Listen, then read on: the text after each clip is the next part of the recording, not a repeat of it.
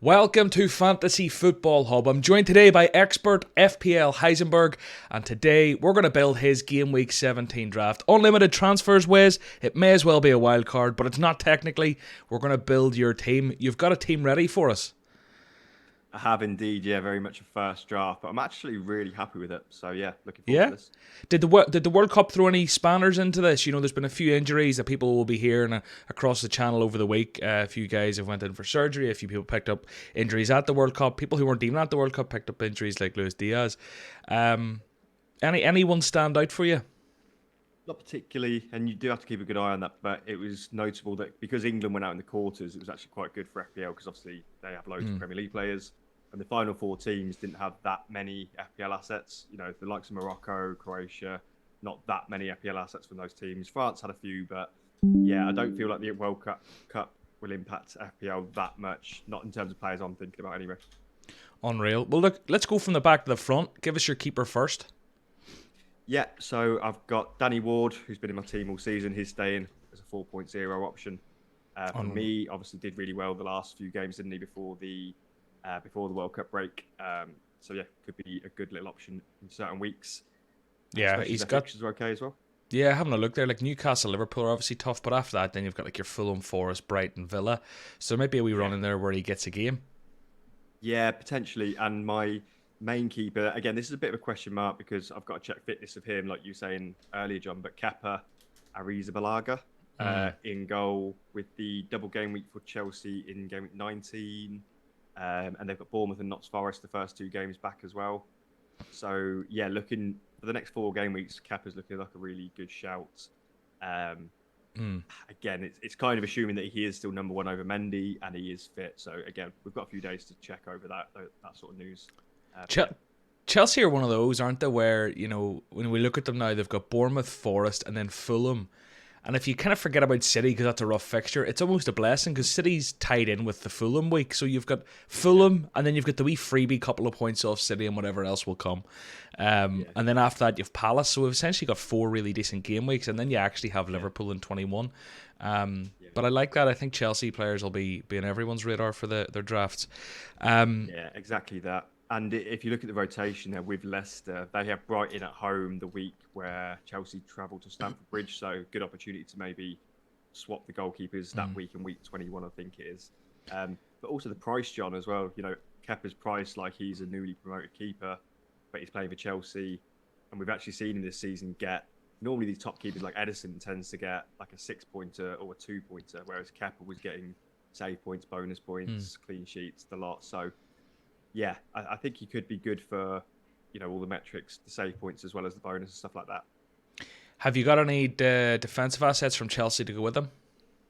I do indeed. And again, little bit of a gamble at this stage. I've seen him score a nice goal in a training Yeah, I video. seen that. Like Trent. He looked like Trent.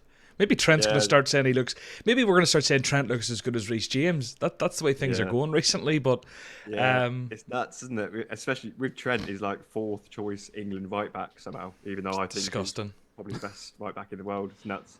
But I get it. Defensively, he's not been that good in the last 6 months. But yeah, Yeah. with the Reece James pick again, it's the double game week in mind for Chelsea coming up. I don't like you said, John. One of the games is Man City, but it's a freebie, 1 or 2 points with that one. So I'm looking at it plus the Fulham fixture in that week. And we know what Reece James is a real difficult FPL asset to own. He can get rotated, he can get injured, he can randomly just score own goals or get sent off or something. But he does have those big scores in his locker, doesn't he? Where he, you know, goals, assists, clean sheet all in one week. I think Burnley last season was it where he got an absolute monstrous haul. I think it was an 18 pointer, and some people even captained him, and I don't think I had him, and it was just an absolute dagger to the heart. So, yeah, I'm happy with Reece James, and it looks like he's fit if he's back in training already. We've still got a few days until Boxing Day, so yeah, I'm happy with Reece James. Lovely. Uh, Next offender is Gabriel from Arsenal. Um, I haven't fully decided if I want to save a little bit of money. I could go for Ben White. You know, it covers the Arsenal defence. Essentially, it's the same thing, but for 0.5 cheaper.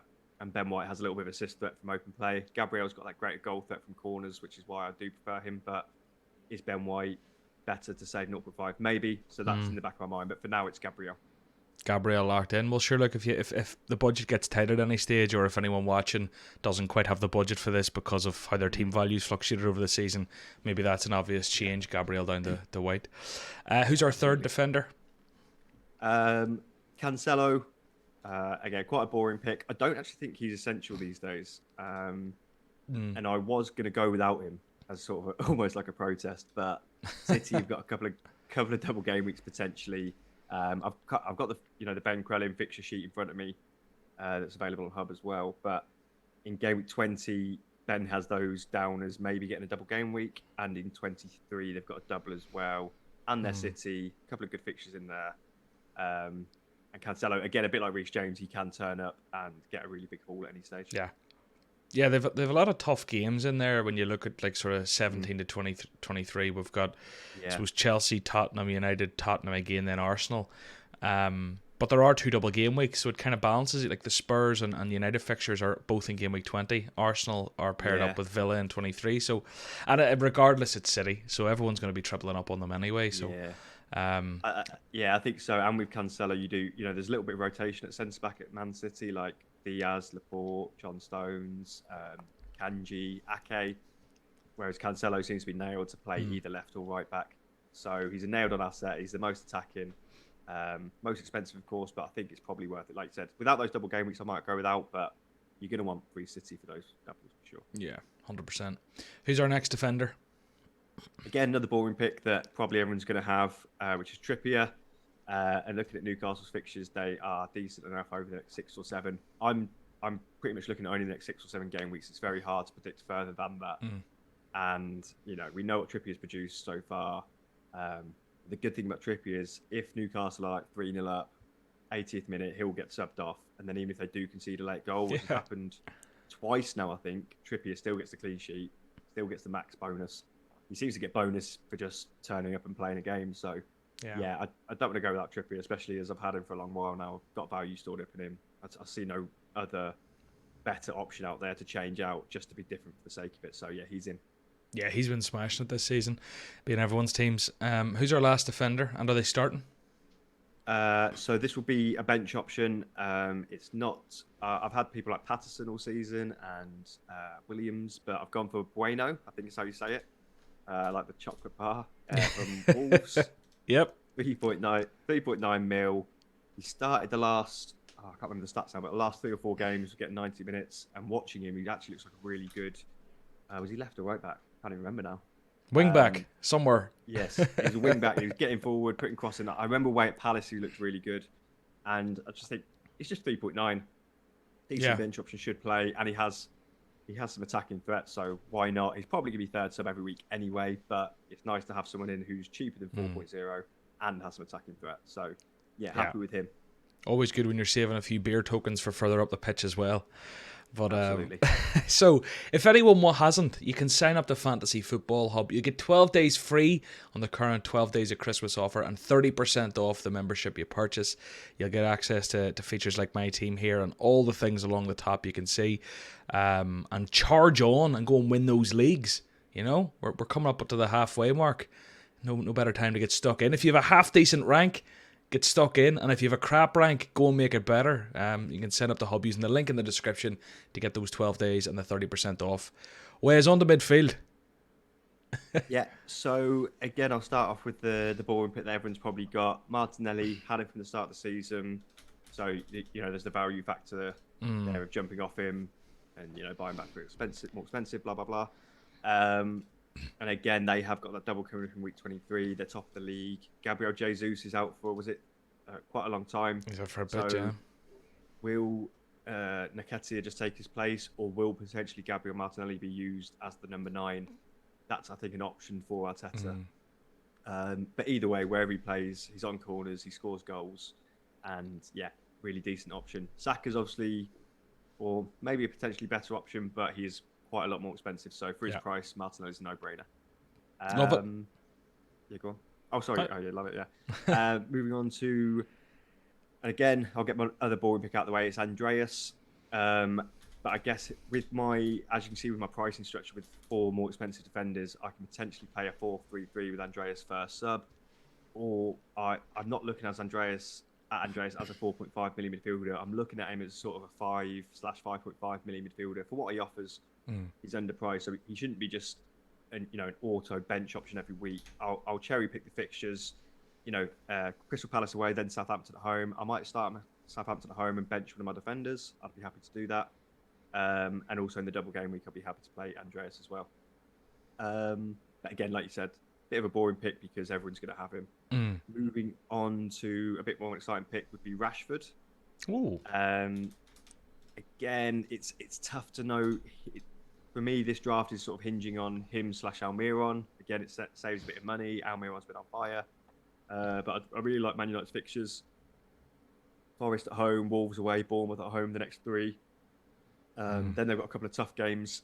But, we've seen Rashford do well in the tough games when Man United can actually counter-attack. Rashford's off the back of a good World Cup.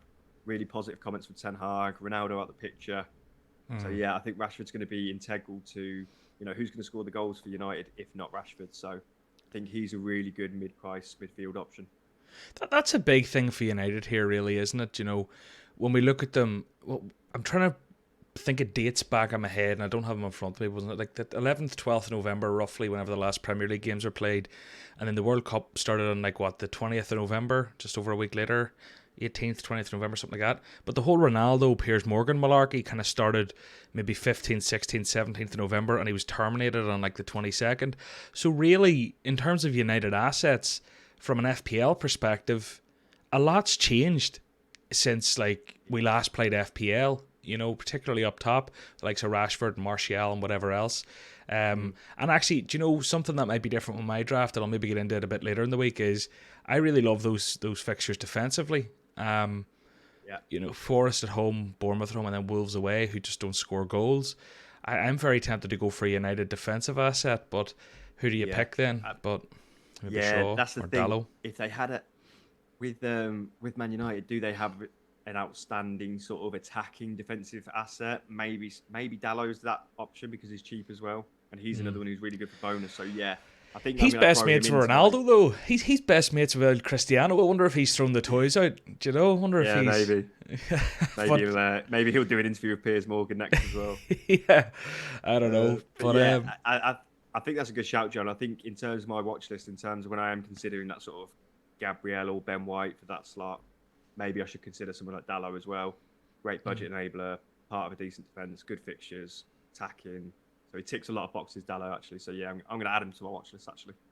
Yeah, I don't know. I just remember pre-World Cup looking at the teams to target post-World Cup, and obviously there was a lot of unknowns and whatever else, and United were one that stood out to me. But anyway, on to our fourth midfielder. So this is my premium midfielder, and I was debating Salah, but I've gone for De Bruyne. Again, it's semi-swayed by the double game weeks. The fact that, again, I'm trusting the oracle in Ben Crellin here. The next 6 or 7 for Liverpool, there's no double game week there, whereas there might be 2 for Man City. So it makes sense to go for De Bruyne just for that alone. Add into the fact that De Bruyne's better for bonus. He's 0.1 cheaper. He's possibly been on better form this season. I think De Bruyne is possibly the better of the two, but I wouldn't argue it too hard either way. If you came to me and said you wanted to go Salah in that position, I'd say absolutely fine. But yeah, I think De Bruyne is a better pick for the doubles and the other reasons I just mentioned. De Bruyne's who I'll be picking. I just think he's been better than Salah for some time now. Salah, I think, ended pretty strong, didn't he, before the break? Can't remember. Yeah, he did he? And again, you can't write Salah off, of course, but you can't squeeze them all in. If I did have Salah in this draft, I wouldn't have De Bruyne. So it's one of those. Who knows how it's going to go? It could backfire. But I think De Bruyne right now. My current thinking is De Bruyne. However, like I said, in the next few days, lead up to Christmas Boxing Day time, if I change my mind on that, they are virtually the same price. De Bruyne's 12.6, Salah's 12.7. I could change my mind, but I don't think I will on that one. Who's our last mid? Last mid, cheap as chips, would probably be second or third sub most weeks, but it's Somerville from Leeds. He started scoring a couple of goals towards the end of before the break. Away at Anfield, he scored one, and at home to someone else as well. Again, he's just a cheap option. He's cheaper than 4.5, and because I've got four solid defenders, and I've got Andreas there, Somerville would only be second or third sub each week anyway. So, yeah, he doesn't need to be anything amazing, and it keeps the budget nice and low. Unreal. So we've got the I don't know, what am I'm stuttering there. We've got the basis of our team built. We've just got up top. Now there's going to be one option here that is incredibly predictable for every reason. In FPL, I'm trying to build this up into something when really it's just the most obvious click in the world. I'm just going to click it. Haaland's here, isn't he? Put him in. I was trying to make it dramatic and I just failed. I'm not going to say his name. I'm not even going to say it. He's here. Did you see? Sorry, did you see the video he put out no. where it's like him sulking around the training ground all lonely, watching his mates the World No. Cup? I seen it on Twitter. It was made. I don't know if it was for some Man City social media or whatever. But it was very funny. Yeah. If people who are watching might have seen it. Nice. But when you look at his predicted points, it's just silly. Like 9.2 predicted against Leeds and 9.8 against Everton. He will be ready to go, raging at all the other world stars are getting their moment in the limelight, and he's stuck at home. Yeah, absolutely. Hopefully Norway qualify for the next one, because it's a bit of a travesty not having someone like Haaland at the World Cup. You know, him and Mbappe are going to be the best two players, aren't they, in the world for the next 10 years. And it's a real shame, but yeah. He just needs to stay here for about another 5 years, and then maybe he can declare for England. Yeah, I think he was born in. He could have actually qualified for England. He was born here, wasn't he? Because his dad was playing for Leeds when he was born. But yeah, he chose Norway, unfortunately for us. Yeah, you didn't get to steal that one anyway. Not like yous. Nice. But moving on, the next forward, who are we going for? Yeah, so again, it's fixture driven, and I did consider. You mentioned Martial a minute ago, John. He could be a good shout.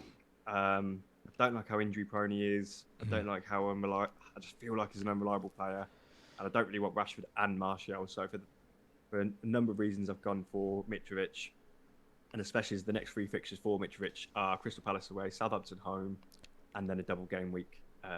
So the next three, in particular, are really good for Mitrovic. So yeah, he's had a really good season so far, and we know what we're getting from Mitrovic. And then the last slot is Harry Kane. So I've gone for three premiums, as you can see, with Haaland, Kane, and De Bruyne. And again, I'm just looking at Spurs' fixtures now. A little bit of a mixed bag, but potentially a double game week in game week 20. And Kane, you know, if it wasn't for Haaland, we'd all be raving about Kane. I think it's 12 goals so far this season. And I can't remember how many assists now, but he's had a really solid start to the season. Barely ever blank, so he's normally reliable for sort of a 7, 8, 9 pointer. And yeah, if I didn't go for, I could afford Kane, so could I go cheaper? Will someone like Callum Wilson, or even Solanke, players like that keep doing well, and Nketiah, from Arsenal as well. But yeah, for me, Sir Harold Kane, hopefully looking to bounce back after the World Cup defeat and score some goals. Cool. Well, I've plugged that team in. Who would be your captain? Probably Haaland, is it? Again, it's boring, but I don't think can't really look past him away at Leeds, can you? No. So yeah, as things stand, it would probably be Haaland. Obviously, with my rank, what it is around 600k, I will start taking some calculated risks, but not quite yet. We're only game week 17. We're not actually. It feels like we're halfway through the season because of the World Cup break, but technically, it's only 16 game weeks gone. We're not even halfway through. I'll keep playing my game the normal way. The last 4 or 5 game weeks, if I'm still struggling, like last season, I was about 200k towards the end of last season. Took a few risks, captain players like James Maddison and stuff like that, and then bumped my rank up. So I'll use that same strategy. I don't want to go chasing too crazy differentials right now. I don't think my team's ultra template either, so I think it's a decent enough mix to climb the ranks. Unreal. Well, best of luck with it. You've got a team rating of 96% and a game week rating of 92 with 72 predicted points. That's assuming you have Andreas, Somerville and Bueno on the bench. And you're playing Arrizabalaga over Ward. So 70, let's call it 72 predicted points. Would you take it? Nah, let's shoot for 100, John, like you always say. Oh, baby, you're going for the ton. Higher. Well, look. Why not? Best of luck. Everyone, you can sign up at the Hub for 30% off and 12 days free using the link below. Like the video, subscribe to Hub before you go, and you can find Wes at FPL Heisenberg on Twitter, and you can find me at John Ellis. See you soon, Wes. Cheers, mate. Cheerio.